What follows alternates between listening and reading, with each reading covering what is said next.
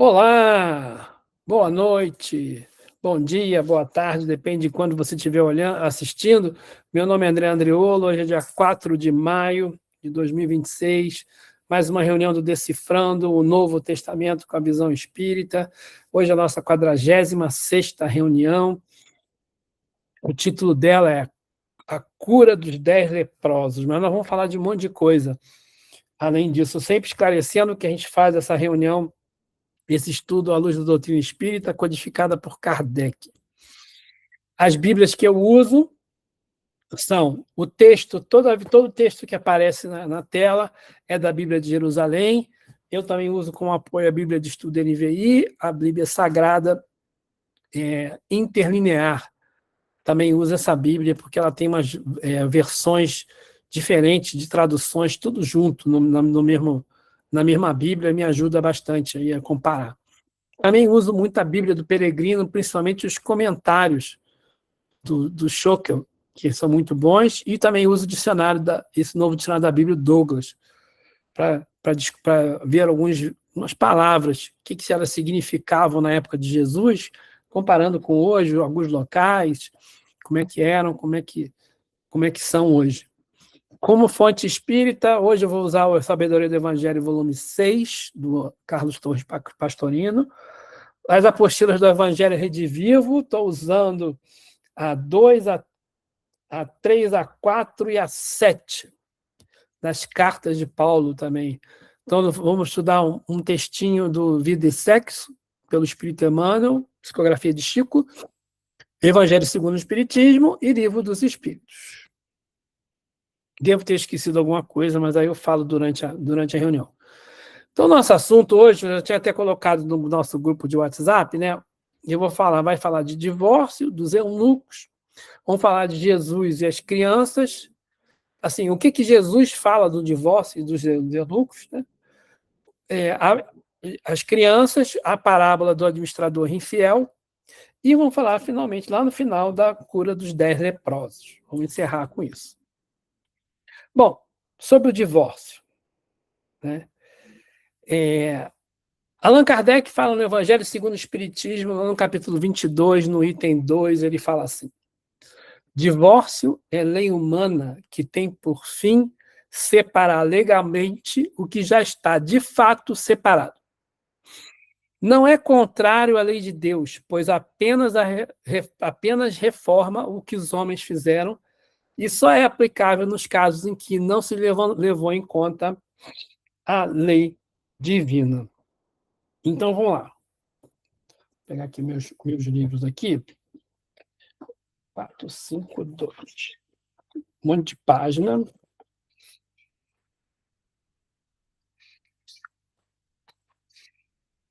Uma coisa interessante aqui. O texto da Bíblia, eu vou ler rapidinho para a gente. Jesus estava curando as pessoas, estavam lá na Galileia, os fariseus querem sempre colocar a prova e pergunta para Jesus: é lícito repudiar a própria mulher por qualquer motivo? Por que eles fazem essa pergunta? Porque lá no Deuteronômio, capítulo 24, lá no versículo 1, Moisés determina lá: se um homem se casar com uma mulher e depois a não quiser mais, por encontrar nela algo que reprova, dará uma certidão de divórcio à mulher e a mandará embora. Então, segundo a lei mosaica, o marido poderia mandar a mulher embora com um certificado, dava uma carta para ela, e liberando ela para casar de novo com outro lugar. Mandava ela embora e dava uma carta. Né? É como se fosse uma carta de alforria, né, que tinha antigamente. Né? Eu achei estranho isso, mas era assim. E aí os fariseus perguntam para Jesus: isso que está na lei é lícito? E Jesus responde: não lestes desde o princípio que o Criador os fez homem e mulher? E que disse: por isso o homem deixará pai e mãe e se unirá à mulher, e os dois serão uma só carne, de modo que já não são dois, mas uma só? Ele está se referindo lá na época da criação, né? O homem, Deus fez a mulher da costela de Adão, para depois ela voltar e né, voltar a ser uno com o homem. O homem e a mulher são um só, uma só carne. Aí ele completa: portanto, o que Deus uniu, o homem não deve separar. Aí os fariseus reclamam: poxa, então por que ordenou Moisés que desse a carta de divórcio quando repudiasse a mulher? Aí Jesus responde: Moisés, por causa da dureza dos vossos corações, vos permitiu repudiar vossas mulheres, mas ao princípio não era assim. Eu vos digo que todo aquele que repudiar sua mulher, exceto por motivo de traição, e desposar a outra, comete adultério. Então, né, Jesus falando sobre isso, sempre aquelas armadilhas, né? Armadilha, armadilha, armadilha. E é interessante que Kardec também faz essas perguntas lá no Livro dos Espíritos. Deixa eu pegar aqui a questão certa aqui, a 701. A questão 701 do Livro dos Espíritos. Eita. Falando de poligamia, né? Poligamia? É a 701?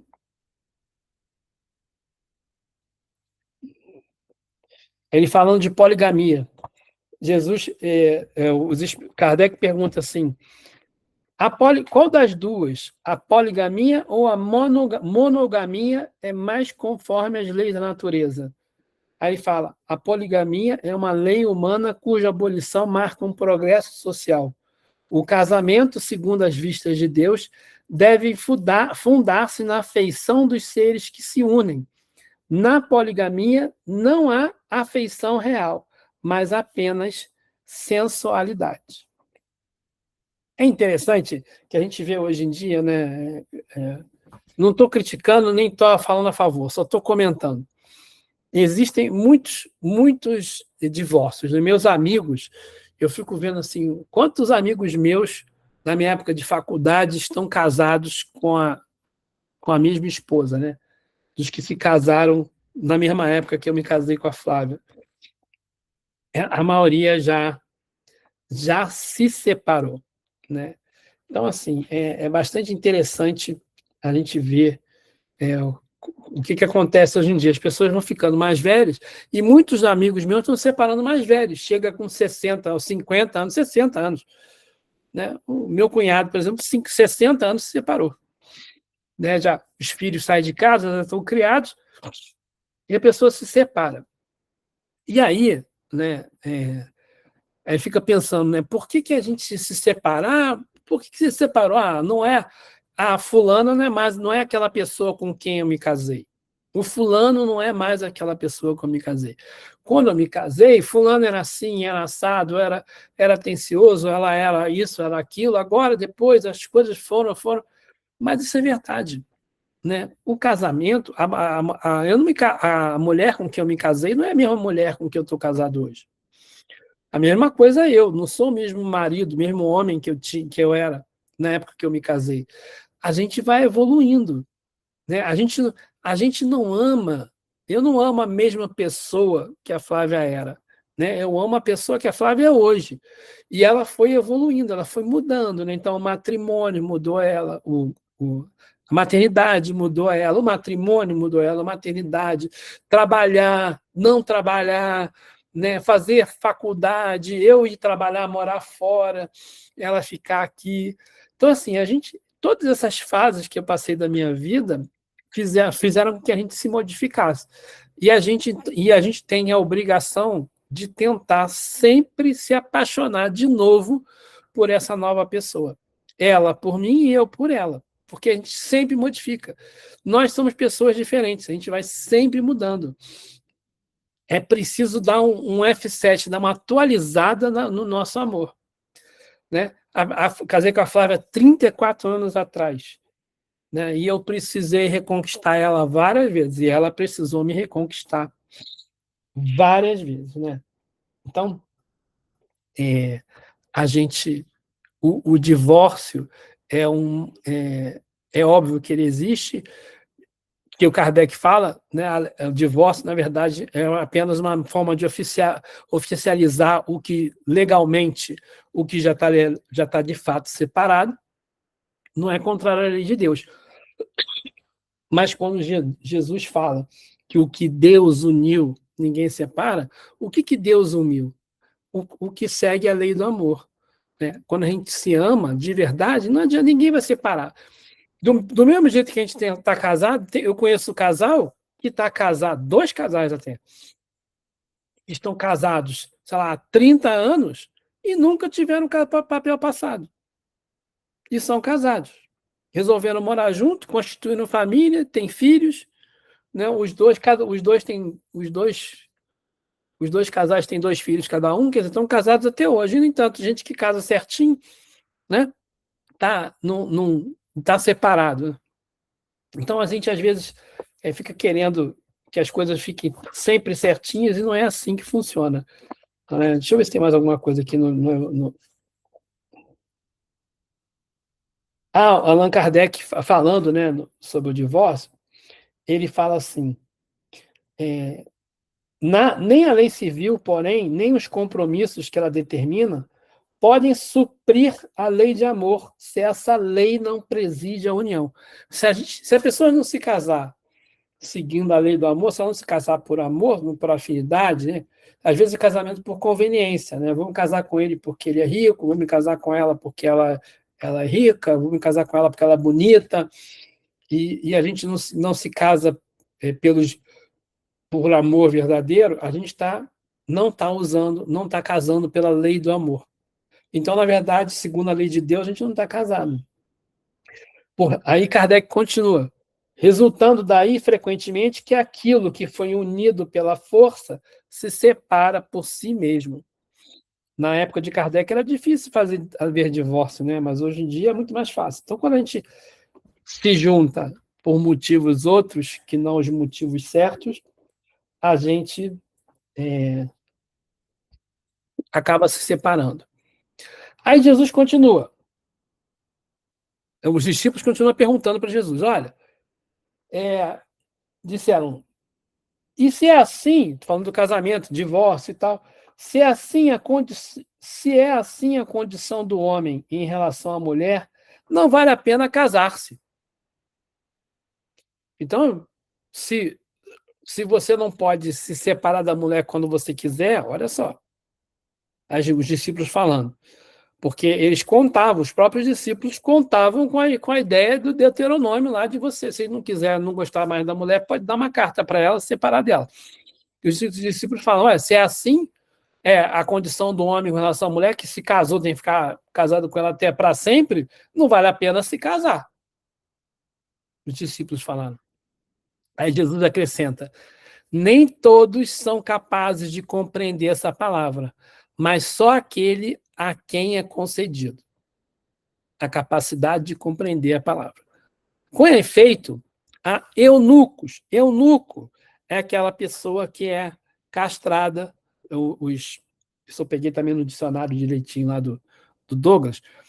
São as pessoas, por exemplo, nas famílias reais, para tomar conta das mulheres da família, tomar conta do harém, eles tinham que ter homens fortes, mas eles castravam esses homens para que eles não caíssem em tentação e namorassem lá com as mulheres do harém. Então, os eunucos eram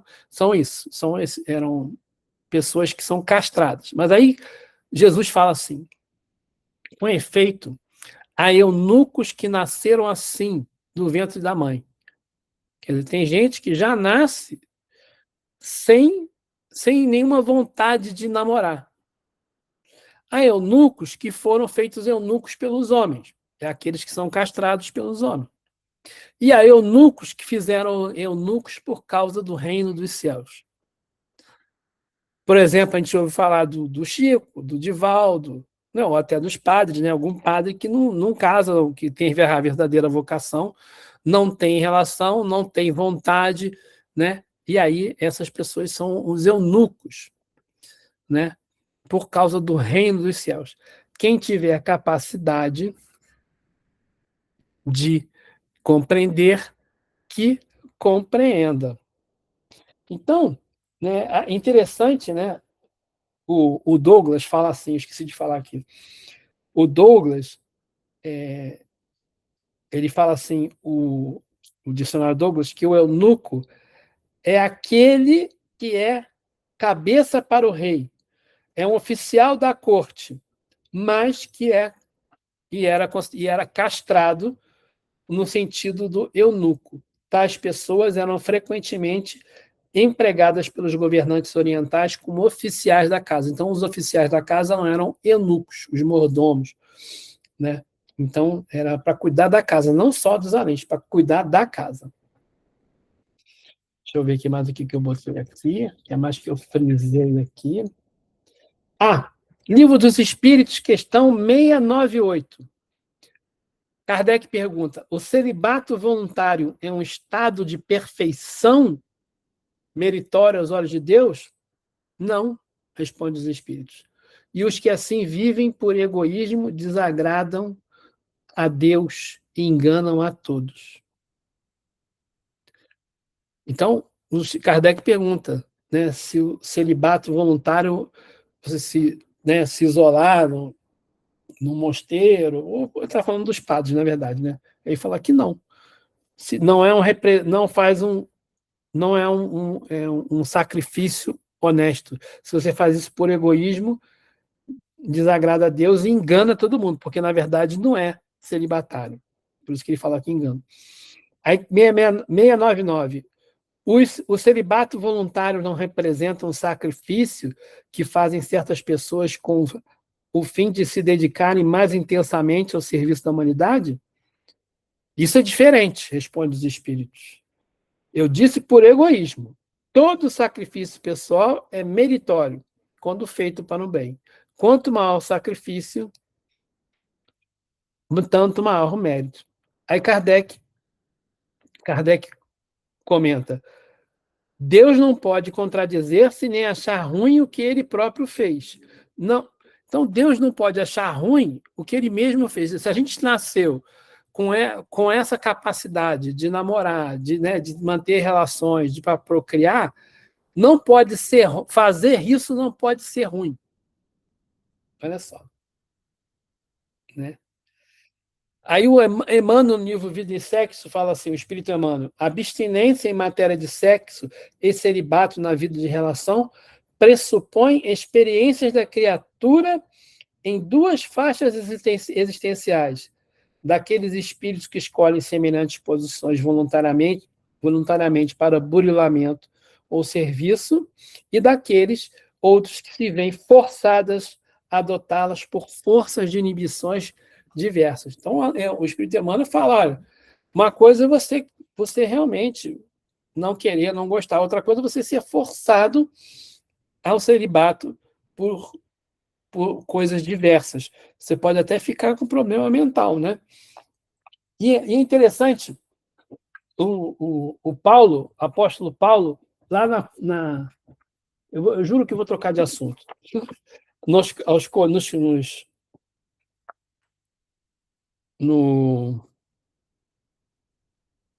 Na Epístola aos Coríntios, ele fala assim,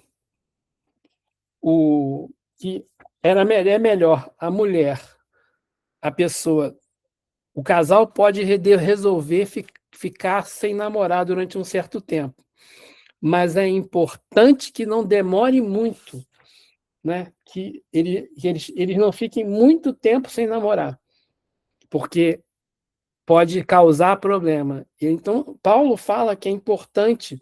Eu estou procurando aqui o texto exato, mas não estou achando.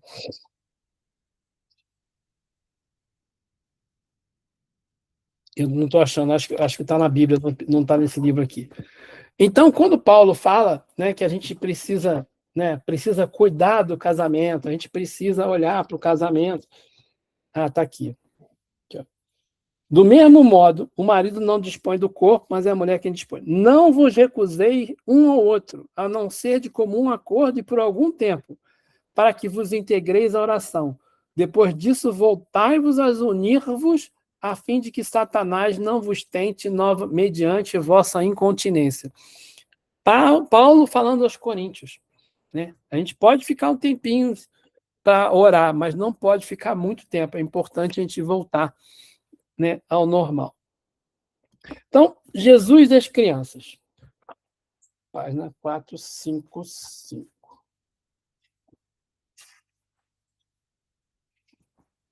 O texto fala assim, né, sempre continuando.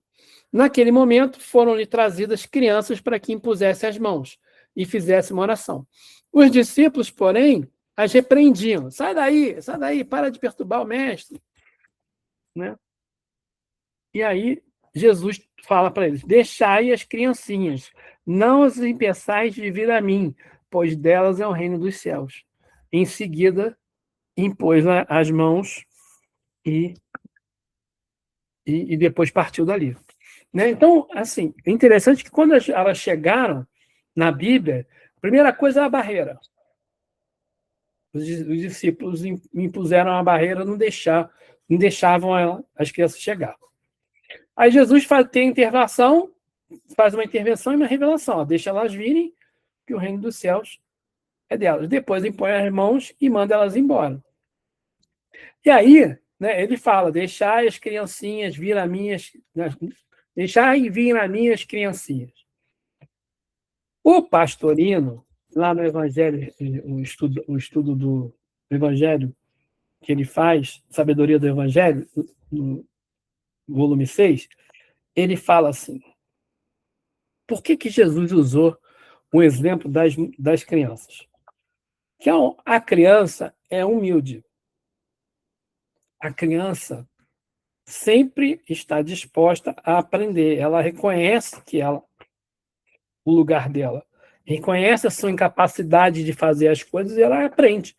Ela, depois que aprende, pode até fazer mais, mas ela melhor, né? Mas ela luta por aprender. Então, ela quer aprender, mostra humildade. Criança perdoa. Eu lembro disso dos meus filhos. Meus filhos brigavam, meu Deus do céu, era uma coisa. Aí a gente botava eles de castigo. Aí eu chegava para eles assim: vocês dois vão ficar 500 segundos em pé, um de costa para o outro. Eu botava eles no meio da sala, um de costa para o outro.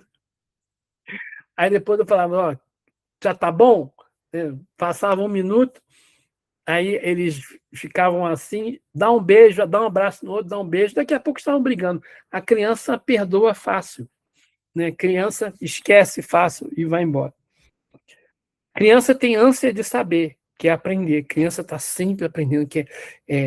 Estava vendo a minha nora postou no Instagram, não sei se minha mãe viu, mas a Teodora, vendo a Dominique, pegou um pano e foi limpar a mesa. Aí a Teodora pegou um paninho também, e a mãe limpava e ela limpava também do lado. Ela aprendeu com a mãe a esfregar, 1 ano de idade. Né? Então a criança quer saber, quer levantar, quer andar, quer ver coisa, ouve música, presta atenção. Né? A criança, quando quer uma coisa, ela não desiste. Perseverança. A criança não tem malícia. Né? As crianças, elas falam o que querem. A Ivana vai se lembrar na reunião nossa quarta-feira, né? Uma pessoa falando, minha netinha falou não sei o quê, que na próxima encarnação ela quer nascer numa família rica. Né? Então, assim, a criança fala o que ela está pensando. Né? Ela não tem... Ela tem simplicidade no que ela pensa. Né? Ela não fala por mal, ela fala o que ela acha, porque ela queria...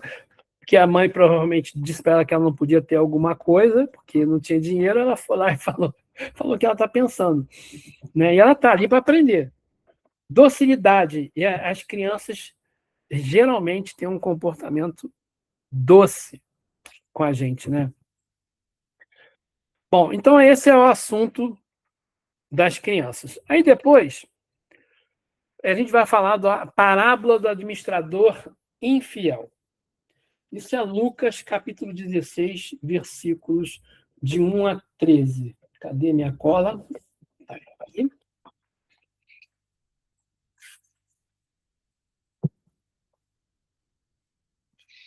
Essa passagem, eu vou ler para vocês. Jesus disse ainda para os seus discípulos: um homem rico tinha um administrador que foi denunciado por dissipar os seus bens. Então, um homem rico tinha um administrador que tomava conta lá, mas ele estava sendo acusado de roubar. Mandou chamá-lo e disse: que é isso que ouço dizer de ti? Presta contas da tua administração, pois já não pode ser meu administrador. Aí ele pediu para o cara se demitir. O administrador então refletiu: que farei uma vez que o meu senhor me retire a administração? Cavar? Não tenho força. Mendigar? Tenho vergonha. Já sei o que farei para que, uma vez afastado da administração, tenha quem me receba na própria casa. Então, olha só que coisa interessante, né? Deixa eu passar isso aqui. O administrador é acusado de dissipar os bens. O dono fala: me dá tuas contas. E aí o administrador está na ruína eminente. Como é que pode? Como é que eu posso? O que eu vou fazer? Não consigo cavar, não consigo mendigar. Aí Jesus continua. Convocou então os devedores, o administrador convocou os devedores do seu senhor, um a um, e disse ao primeiro: quanto deves ao senhor? Ao meu senhor. Quantos deves ao meu senhor? 100 barris de óleo, respondeu ele.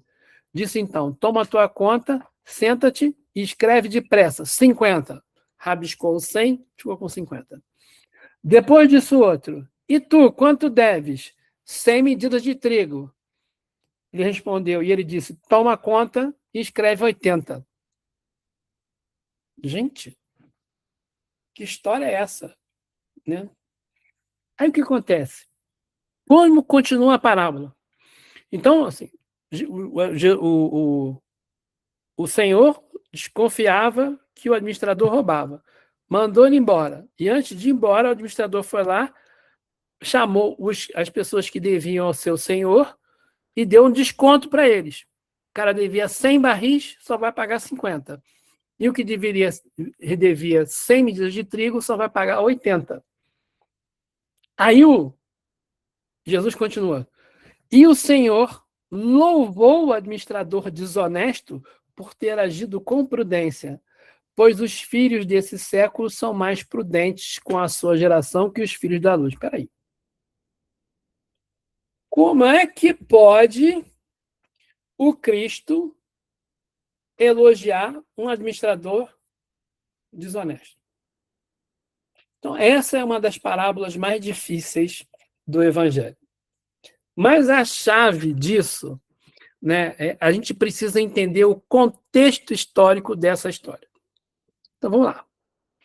Na Bíblia de Jerusalém, né, no comentário do texto de Lucas, né, eu estou aqui, abri o texto de Lucas, no comentário do versículo 8, que está lá, né, versículo 8, o comentário da letra A, ele fala assim, eu transcrevi para aí. Segundo o costume tolerado na Palestina daquela época, o administrador tinha o direito de conceder empréstimos com os bens do senhor. E como ele não era remunerado, ele se indenizava, aumentando no recibo a importância dos empréstimos. Assim, na hora do reembolso, ficava com a diferença, como um acréscimo que é o seu juro. Então, quando ele ia emprestar, digamos, está administrando para mim. Ele vai emprestar o dinheiro, ele cobrava a mais a comissão dele. No presente caso, ele não havia emprestado, na realidade, senão 50 barris de óleo e 80 medidas de trigo. Pondo no recibo a quantia real, privava-se apenas do benefício que havia subtraído. Sua desonestidade não consiste, pois, na redução dos recibos. o que não é senão um sacrifício dos seus interesses imediatos. Manobra hábil que o Senhor pôde louvar. Então, agora está explicado por que, que o Senhor elogia ele. Porque, na verdade, ele abriu mão da sua comissão. Mas o que o Senhor tinha emprestado não tinha desaparecido, ia ser a mesma coisa. Então, né, a dívida real, né, do Senhor está aqui.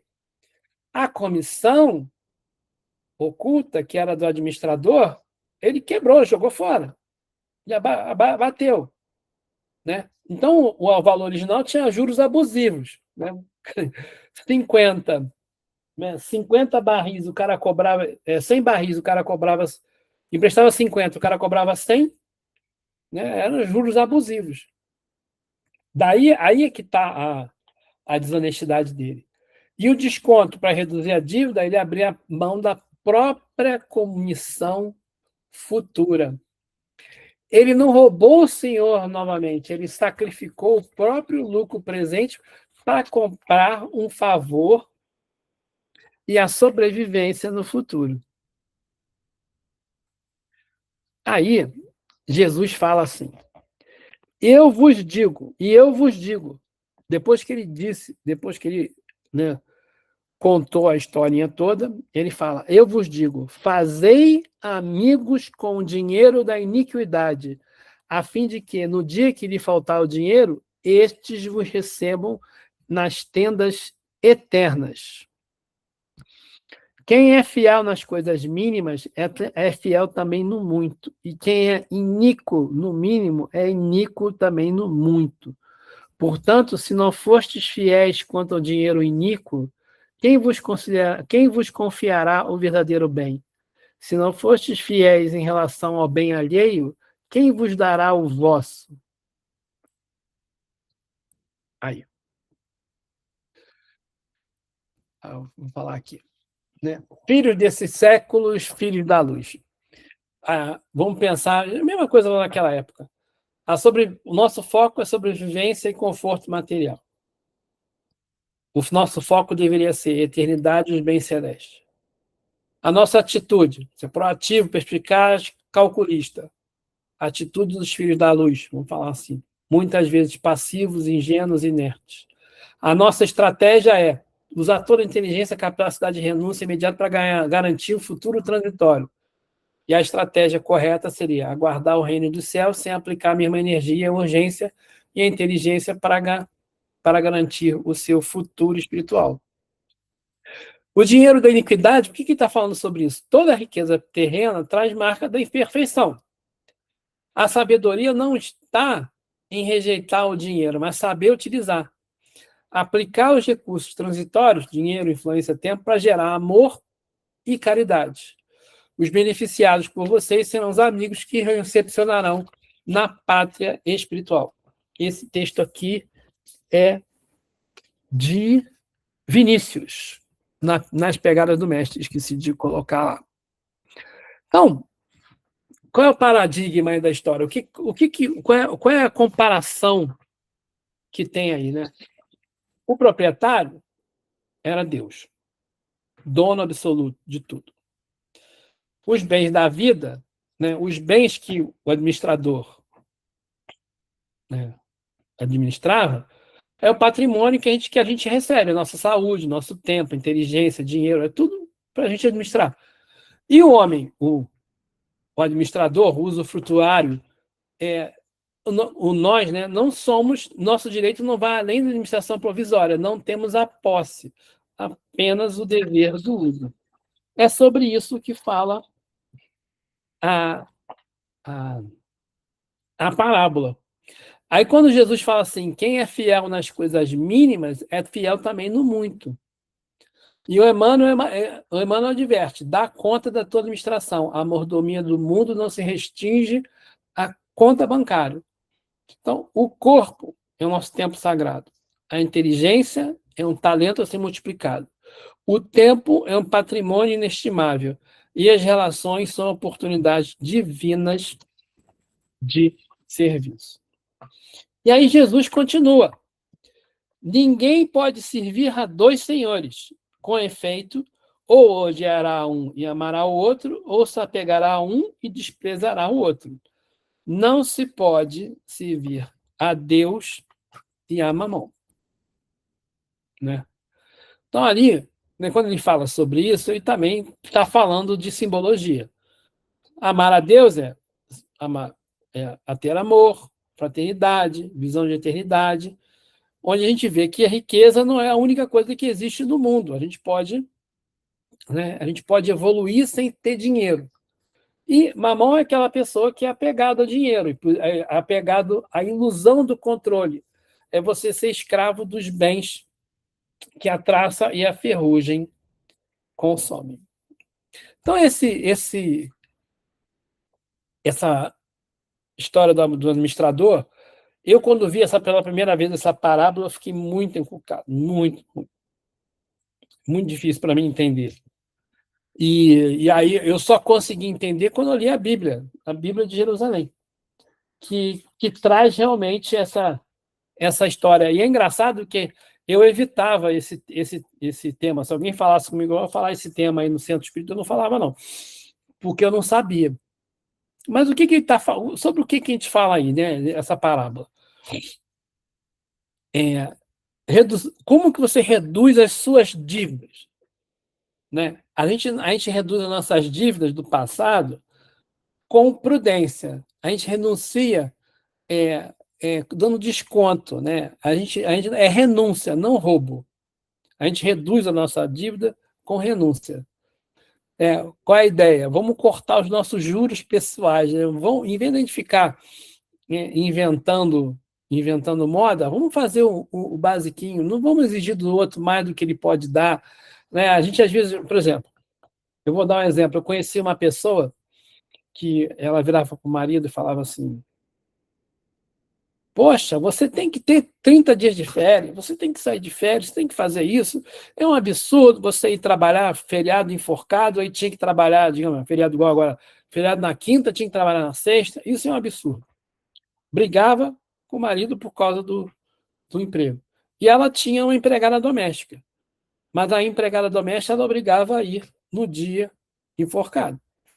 Não, ela ganha para isso. Ela ganha para isso. Então, a empregada doméstica ganhava para isso, mas o marido não ganhava para isso. O que é isso? É uma coisa ilógica. Né? A gente tem que ter sempre a preocupação nas coisas pequenas, mesmo que se preocupa com as coisas grandes. Ela teve que aprender. Um dia ela vai aprender. Né? E André, naquele livro Os Mensageiros, acho que é logo no início, né, eles comentam sobre a nossa distração. Né, a gente vive aqui nesse mundo, mas a gente vive distraído. Ele fala exatamente isso, que a gente vive muito distraído, ou seja, a gente fica ligado aí, ó, né? Em vez da gente estar preocupado com as lições de espiritualidade, a gente está ligado com essas, né, com apego, com tudo que o mundo material oferece, né? A gente está preocupado com várias coisas que, no fundo, não vai nos trazer esse desenvolvimento espiritual que a gente deveria buscar. E muitas vezes a gente ficar distraído, aquilo que você falou, que às vezes a gente se afasta do caminho que a gente traçou quando a gente está aqui, quando a gente vem para cá, né, que reencarna. Então, a palavra distraído, eles falam que a gente ainda vive muito distraído em relação com as coisas da matéria. Muito distraído. É isso aí. Então, assim, esse texto fala da prudência, a gente tem que ser prudente. Então. Ainda dá tempo. Aí o Emmanuel faz essa comparação dos filhos da luz e os filhos do século. A gente tem que aprender que nesse século XX que ele está falando, né, que era um século muito ligado ao dinheiro. O próprio século anterior, XIX, também era, mas o século que ele estava escrevendo era esse. Então, a gente tem que ser tão diligente no bem maior, no bem imaterial, no bem, né, espiritual, do mesmo jeito que a gente é dirigente com o bem material. Se a gente cuidar da nossa saúde espiritual, do mesmo jeito que a gente cuida da nossa saúde material, saúde material de dinheiro, saúde financeira, né? A gente pode, a gente vai ter mais futuro. É óbvio que tem gente, que eu dei um exemplo aqui, mas tem gente que não cuida nem do dinheiro, mas você fica preocupado com os recursos materiais para você sobreviver, né? Então, assim, o dinheiro é um meio, não um fim. Saber usar o dinheiro, né? Então, essa é a lição da historinha aí do administrador infiel. Aí Jesus continua, mais na frente, lá no capítulo 17, no versículo 11, 11 a 19, a cura dos 10 leprosos. Aí eu vou contar essa história aqui também. Eu vou ler o texto de Lucas, de 11 a 19. Como ele se encaminhasse para Jerusalém, passava através da Samaria e da Galiléia. Ao entrar num povoado, 10 leprosos vieram-lhe ao encontro. Pararam à distância e clamaram: Jesus, mestre, tem compaixão de nós. Vendo-os, ele lhe disse: Vendo-os, ele lhe disse: Ide mostrar-vos aos sacerdotes. E aconteceu que, enquanto iam, ficavam purificados.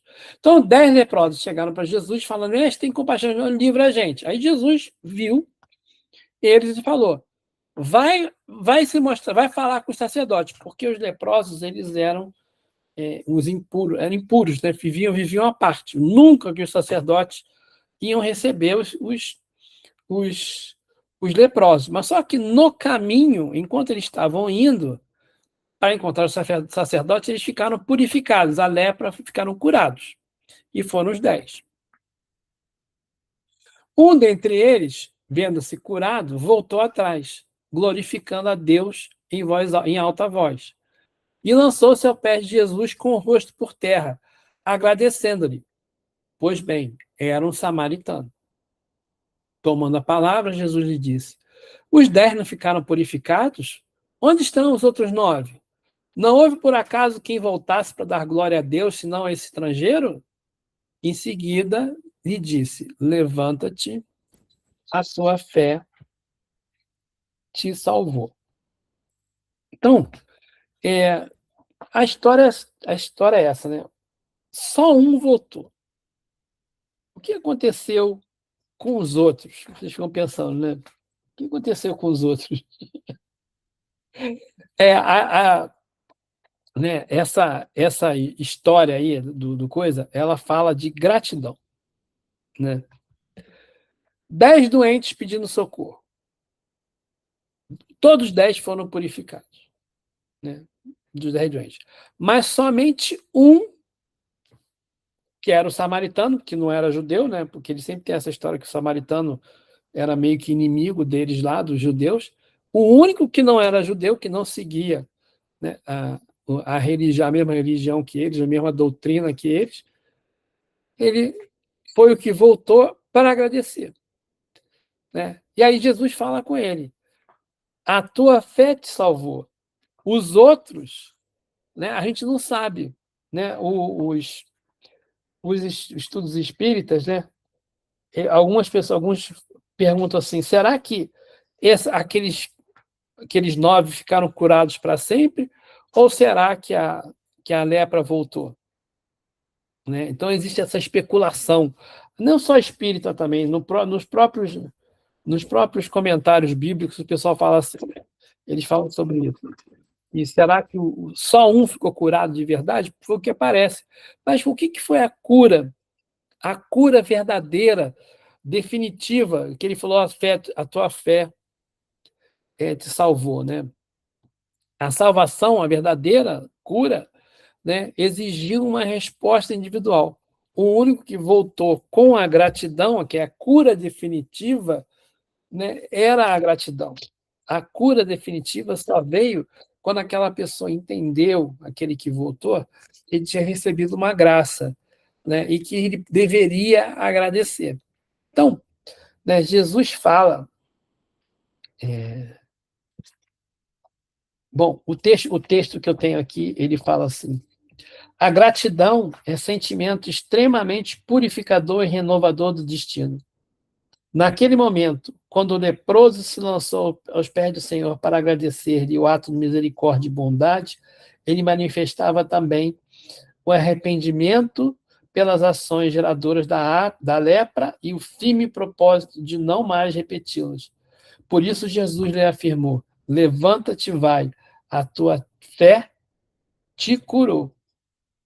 E o texto que fala: não sabemos dizer se a insidiosa doença voltaria a cometer os novos leprosos restantes. Porém, contudo, é possível que o único a receber a cura definitiva tenha sido o samaritano. Por qual motivo? Pela gratidão manifestada. Então, Jesus está mostrando também que a gente pode pedir muita coisa, mas a gente tem que reconhecer o que a gente consegue. Ele não está falando de promessa, né? Você tem que cumprir a promessa. Ele está falando, você tem que agradecer a graça que você recebe. Por isso que a gente tem que agradecer pela refeição, a gente tem que agradecer por acordar todo dia, a gente tem que agradecer pelos amigos, tem que agradecer pelo trabalho, tem que agradecer pela família, a gente tem que agradecer por tudo que a gente tem, por tudo, por estar vivo, porque a gente só está vivo porque Deus quer, não é porque nós queremos. Essa é a no dia que a gente entender, né, isso, a gente vai ser curado de muita coisa, né? Como ele fala aqui, a gratidão é sentimento extremamente purificador e renovador do destino, né? Quando a gente aceita que nossa, eu consegui isso aqui, que bom. Eu já superei esse defeito. Muito obrigado, que bom que isso continue. Agradeço, porque eu posso ficar mais tempo assim, que eu posso. Pô, a gente precisa sempre agradecer, porque a gente nunca sabe quando a maré vai virar, né? A gente tem sempre que andar para frente, né? Sempre agradecer, sempre pedir a Deus, dar graças a Deus por tudo que a gente tem. É isso. Na próxima semana, a gente vai falar de Mateus 21, Marcos 11, Lucas 20. E uma das coisas que a gente vai falar vai ser a parábola dos vinhateiros homicidas. É outra parábola também complicada, mas vai ser legal para a gente estudar. Agora eu estou sem medo. Eu vou estudar, vamos estudar isso aí. Tá bom?